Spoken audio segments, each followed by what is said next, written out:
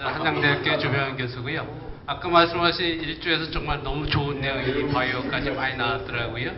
근데 거기에 제가 한 가지 더 좀 말씀드리자면요. 뭐가 문제냐면은 결국 지금 현재 비즈니스라든가 모든 것이 결국 커뮤니케이션 관련된 것이 부를 축적하거든요. 근데 커뮤니케이션 지금 하신 거는 사람 간의 커뮤니케이션이었지만 앞으로는 보셨다시피 사물 인터넷이고 또 이제 우리가 커뮤니케이션 among things 사물 간 커뮤니케이션이거든요. 근데 그걸 할 수 있는 그런 기술이 아마도 제가 볼 때는 애플이나 구글이 이길 수 있는 기술이 된다고 봅니다. 그쪽에 좀 보완해 주시면 좋을 것 같고요. 자, 저희는 뭐 너무 그런 방법적인 거 하면 좀 따분할 것 같아가지고요. 제목을 New Direct Democracy in Civic Engagement라고 정해봤습니다. 그러니까 제가 지금 서울시 와서 조금 일을 하다 보니까요. 좀 긍정적인 게 서울시가 이전에 비해서 시민 참여형으로 가면서 정말 많은 부분이 긍정적으로 정말 변해가는 걸 볼 수 있더라고요. 그래서 저는 앞으로 이 시민 참여형에서 이 정치나 행정적인 면에서 이게 어떻게 변할 것이다라고 해서 쭉 한번 적어봤습니다. 그래서 이제 뭐 여러분도 아시다시피 이제 우리가 우선 스마트폰을 이용해서 의견 수렴이 쉬울 테고요. 그죠? 그러니까 저는 일단 1차적인 포스트 컨시퀀시를 갖다가 현상 위주로 뭐 정리를 해봤습니다. 그래서 우리가 그 다음에 우리가 투표율이 굉장히 좋아질 것이고, 당연히 그죠? 지금 뭐 여러분 아시다시피 투표율이 한 30-40% 투표해서 또 거기서 한 40%만 찬성을 써도 당선이 되잖아요. 그죠? 그러니까 이런 것들이 직접 민주주의는 아니거든요. 그죠? 그렇게 봤을 때 100% 보트가 이제 가능한 그렇게 컨시퀀시가 생기게 될 것 같고요. 그 다음에 이제 그 어떤 민원 문제가 좀 지능적으로 자동적으로 처리될 것이다. Automatic Civil Complaint라고 했고요. 그 다음에 Interactive Communication도 이제 생겨날 것이고, 그 다음에 이제 Interactive Tax라든가 Fee라든가 어떤 인센티브 같은 것이 새로운 개념에서 생겨나서 우리가 세금을 줄여주고 또 이용료에 할 수 있는 그런 방법도 생겨날 수 있다고 봤고, 그 다음에 이제 여성 정치 참여가 당연히 늘어날 것이다. 그래서 female politician encouragement를 났고요. 그 다음에 이제 이게 너무나 다양한 의견을 표출하다 보면은 의견 충돌에서 거기로 인해서 또 이 웹상에서 피해자가 많이 생겨날 것이다 봐서 이제 kind of political refugee or conflict 이런 것도 한번 나봤고요.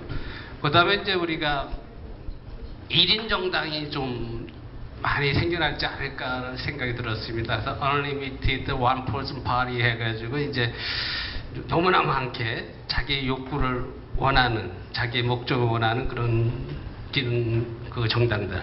그 다음에 또 이제 다양한 자기 조직을 위해서, 자기 협회를 위해서 그러한 다양한 형태의 이제 정당들이, 그러니까 목적별에서 이제 functional parties라고 해서 그런 것들이 1차적인 현상으로 생겨날 것이다 봤고요. 근데 second consequence는 이제 그거로 인해서 이제 지금 말씀드린 거에 대해서 여러 가지 문제점들이 나타날 수가 있습니다. 우리가 top decision for optimum solution 해가지고 최적의 의견 수렴을 해야 되는데 그걸 결정하기가 과연 그럴 때 여기서 말하는 우리가 이제 collective intelligence를 최대한 활용하게 되면은 아마 좋을 것이다 생각이 들고, 근데 이제 우리가 이제 민주당이라든가 통진당 사태에서 보다시피 100% 우리가 일렉트로닉 보트를 했을 때 unfair하고 unlawful election 과정에 있어 그 문제점이 분명히 생겨날 것이고, 또 너무 이제 우리가 민원 문제를 자동화적으로 처리하다 보니까 또 예산 부족 문제, 그러니까 shortage of budget problem, and also 그다음에 이제 현장에서 어떤 민원 같은 것이 직접적으로 처리되는 좋은 점도 있을 것 같다 해서 field complaint가 이제 easy solve 한다라고 하고, 그다음에 이제 우리가 어떤 텍스 문제에 있어서 현장과 접근한 fair tax system이라든가, 그다음에 이제 여성 정치 참여에 대한 베이비 케어 이슈 문제, 그리고 이제 목적별 정치 개념의 요구를 자꾸 하다 보니까 어떤 severe demonstration이 일어날 것이다. 이런 것 쭉 세컨드 컨시퀀시와 페노메나를 정리를 해봤는데, 이렇게 하다 보니까 우리가 시간이 있다면은 여기다가 어떤 메소드라든가 임팩트까지 더해서 가지를 치게 되면은 더 좋은 이 어필이 되지 않을까 한번 생각해 봤습니다. 뭐 여기에 대해서는 제가 보더라도 여러분 그 나가수가 그에서 1등 전번에 뭐 볼 때 그 신문상에서 나온 거 보니까 19만 명이 참여를 하더라고요. 19만 명이 참여하고 그 K-팝스 배가연하고 박지민인가요? 걔들 할 때 90만 명이 참여를 했더라고요. 그럼 우리가 엔터테인먼트에서도 이와 같은 직접 시청자주의가 되는데 정치나 행정에서 안 된다는 것은 어불성설이라고 봅니다. 따라서 제가 볼 때 이런 신직도 민주주의 형태로 가는데 이걸 어떻게 시대와 사회에 맞게끔 플랫폼을 해가지고 모든 사람들이 만족할 수 있는 그런 시대가 되리라고 보고 여러분들 이제 집단지성이 구축을 해가지고 어떤 조직을 도와주는 것이 필요하다고 봤습니다. 예, 감사합니다.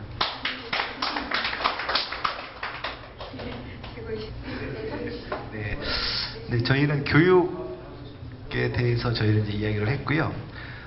그래서 이제 처음 시작은 이제 좀 교육이 앞으로 어떻게 될 건가 해가지고 이제 처음에는 큰 그림 그렸습니다. 아동, 그러니까 대상에 따라서 성인, 큰 그림 그렸는데 저희 이제 구성원의 특성상 아동에 좀 관심이 계신 분이 있어서 아동부터 이야기하다 보니까 시간이 좀 부족해서 일단 아동 쪽으로 주로 이야기를 했습니다. 그래서 저희는 이제 그런 맥락에서 이야기가 진행이 됐었고요. 크게 이제 말하자면 thinking, 그러니까 교육이라는 거, thinking, 뭘 교육을 시킬 것이냐에서 이제 어떤 디자인 싱킹이나 크리에이티브 싱킹 이런 것들이 굉장히 중요하지 않겠느냐. 단순히 인포메이션이라는 것보다는 그 인포메이션을 어떻게 가져오느냐, 어떻게 그걸 분석하느냐 이런 측면에서의 어떤 싱킹이라는 게 굉장히 중요해질 것 같다라는 거 하나가 있었고요. 그 다음 이제 또 다른 교육과 관련된 방식으로는 이제 교육이 전달되는 방식이 이제 스마트폰 보급에 따라서 사실 우리의 모든 생활이 바뀌는 것처럼 교육에서도 스마트폰이 보급되는 스마트 교육 쪽으로 많이 바뀔 것이다. 전통의 교육보다는 방식 자체나 그걸 딜리버리 할 수 있는 시스템이 스마트하게 바뀌는 것들이 큰 어떤 미래의 변화가 추세가 될 거다라는 이제 부분들이 있었고요. 그 다음에 이제 교육을 받는 대상으로 봤을 때는 예전에 어떤 그런 산업 자본주의 시대의 대량 생산 같은 그런 커리큘럼보다는 인디비주얼 커리큘럼, 그러니까 굉장히 개인화되고 특성화되고 개개인에게 맞춤형으로 가는 커리큘럼이 만들어질 거다. 그래서 그런 것들이 만들어지기 위해서는 교육을 받는 대상자들을 분석을 당해 돼야 될 뿐만 아니라 그 개인화된 커리큘럼을 제공할 수 있는 공급자들도 다양화될 것이다 라는 측면에서 저희가 이야기를 했고요. 그래서 말씀드린 것처럼 크게 이제 싱킹, 교육의 내용뿐만 아니라 그걸 어떤 걸 할 것인가, 그리고 교육을 전달하는 방식이 어떻게 될 것인가, 그리고 교육을 받는 주체들은 굉장히 개인화되고 특화되고 특성화될 것이다. 이렇게 쭉 이야기를 했었고요. 이제 그래서 이제 그 다음에 이제 좀 이야기가 성인이나 이렇게 넘어가려고 했는데 시간이 부족해서 네, 여기까지 좀 정리를 하겠습니다. 2020년도에 교육 기반이 필요 없을 것 같지 않아요? 네. 교육이 전부 온라인화되고 교육이 필요 없고 저희는 2030을 몇 페이지에 있는지 한번 봐주세요. 그게 2030 교육 2030 요겁니다. 이 71페이지 보면 71페이지에 교육 2030이 있습니다. 잘 보이진 않지만 요거 3억짜리입니다. 3억짜리 교과부에서 돈을 받고 한 거예요. 최고의 전문가들이 모여서 2030년이 되면 교육이 두뇌 향상 가고, 그죠? 웹은 17.0까지 가고, 모든 것은 시뮬레이션 교육이 될 것이며, 다 있습니다. 여기 보면 웹 어떻게 되면 어떻게 되고 어떻게 되면 어떻게 되는지 여기에 대해서 델파이, 리얼타임 델파이 했죠. 크로스 임팩트 했죠. 그때 소피 했죠. 그 다음에 크로스 휴즈 휠까지 했습니다. 그러니까 뭐 자료가 있으면 저희가 자료를 다 드릴 테니까 교육 2030은 이런 식으로 했습니다. 교과부에서 돈을 줘서 제롬 글래니 팀이 프로젝트로 했었고, 오케이. 안녕하십니까. UN 미래 포럼에서 공부하고 있는 윤충호입니다. 저희들은 서울 2020을 해봤습니다. 우선 서울 2020에는 저출산 고령화, 기후 환경 에너지, 교육, 직접 민주정치, 이제 관광 여러 가지 잡아왔는데요. 교육은 아까 분이 해주셨으니까 빼고, 직접 민주정치에서는 우선 하면 온라인과 오프라인 나눌 수 있는데, 온라인에서는 직접 민주정치 포탈을 생각해 볼 수 있겠고, 포탈에서는 이제 그 직접 이제 주민참여예산제라든가 주민입법, 주민자치입법 직접도 해봤습니다. 그리고 오프라인에서는 그 5분 발언이라든가 요새 한참 얘기하는 500인대 토론회 같은 게 이제 좀 확산될 것 같고요. 이거에 따라서 이제 이렇게 되면 어떻게 할 것인가를 생각해 볼 수 있겠습니다. 또 그리고 기후 환경 에너지 쪽은 우선 기후는 이제 환경과 에너지 쪽으로 나눠볼 수 있고, 그 기후는 이제 대응적으로 이제 해수면 상승에 따라서 어떤 영향을 미칠까. 이제 해수면 상승이 되면 그 바닷가에 이제 잠길 수 있고, 투발루 같은 경우 이제 잠기지 않습니까? 이제 그런 나라들에 대해서 이제 세계적으로 이제 GCF 인천에서 이제 GCF라든가 그 기후변화 기금 사무국 같은 문제가 이제 얘기가 되고 있고, 그 GCF 사무국이 설립이 되면은 어떠한 일을 할까? 그래서 이제 그 GCF에 어떤 기후변화 관련해서 그 온실가스 저감 사업을 주고를 하겠고, 온실가스 관련 교육도 하겠고요. 그럼 그 기금을 어떻게 우리 한국에서 끌어갈 수 있을까라는 걸 생각해 볼 수 있겠습니다. 그리고 또 서울 같은 경우에서는 GCF 사무실이 인천에 될지는 모르겠지만은 뭐 뮌헨에 된다 하더라도 그 GCF 사무실, 뭐 아시아 본부라든가 아시아 지부로 같은 걸 한번 생각해 볼 수 있겠죠. GCF 사무실 같은 게 들어오면은 대체적으로 그 기금에 뭐 몇 프로를 운영비로 쓴다 뭐 이런 게 있습니다. 그렇게 되면 상당히 경제적 효과가 클 것 같고요. 그리고 에너지 쪽에서는 에너지는 이제 그 에너지 농업 내지는 에너지로 먹고 산다고 얘기를 합니다. 예측을 하고 있습니다. 그래서 에너지는 전기 쪽은 이제 스마트 그리드 쪽으로 해서 그 스마트 쪽이 나올 거고, 또 그리고 그 미세조류라고 해서 지금 그 석유가 수억 년 전에 그 이산화탄소가 지구 대기 온도가 이산화탄소가 많았을 때 지구 이산화탄소를 먹고 산소를 배출하면서 그 생긴 미세조류가 가라앉아서 그 생긴 게 그게 이제 석유라고 합니다. 근데 그게 그 미세조류가 지금까지 워낙에 석유가 싼 가격으로 채굴이 되기 때문에 경제성이 없었는데, 지금은 석유가 이제 석유 채굴의 경제성이 떨어지기 때문에 좀 더 싸게 그 미세조류를 배양을 해서 석유를 생산하는 것도 어느 정도 경제성이 있다라는 얘기에서 미세조류가 지금 한참 연구되고 있습니다.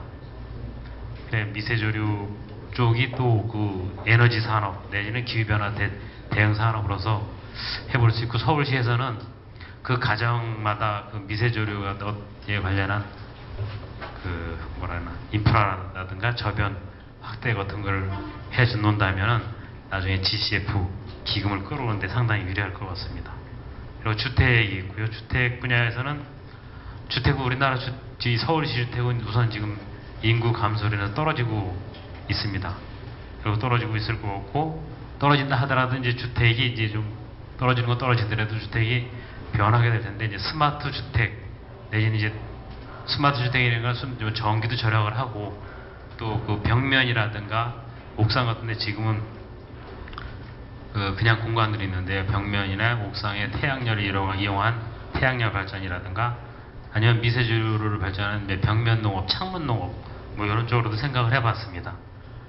또 저출산 고령화 쪽으로 보면은 저출산 고령화 영향도 물론 그 부동산 가격 폭락이 될 겁니다. 가격이 하락이 될 거고, 부동산 그 주택이 그 33평 뭐 이렇게 대형 평수에서 소형 평수로 변화가 예상이 되고요. 그 주택 가격이 침체가 되면 내수가 또 침체가 될 거고, 경제는 장기적으로 불황이 올 거라고 얘기를 하고 있습니다. 그리고 또 하나는 그 저출산 고령화로 인해서 인력이 줄어드니까 외국인 노동자들이 지금 늘어나고 있습니다. 그래서 외국인 노동자들이 늘어나면은 거기에 이제 외국인 범죄도 증가할 거고, 또 외국인으로 구성된 시민단체도 나올 거고, 외국인을 위한 어떤 정당 정책도 나올 거고, 나와서 이제 정당까지 나올 것 같습니다. 뭐 이 정도로 하겠습니다.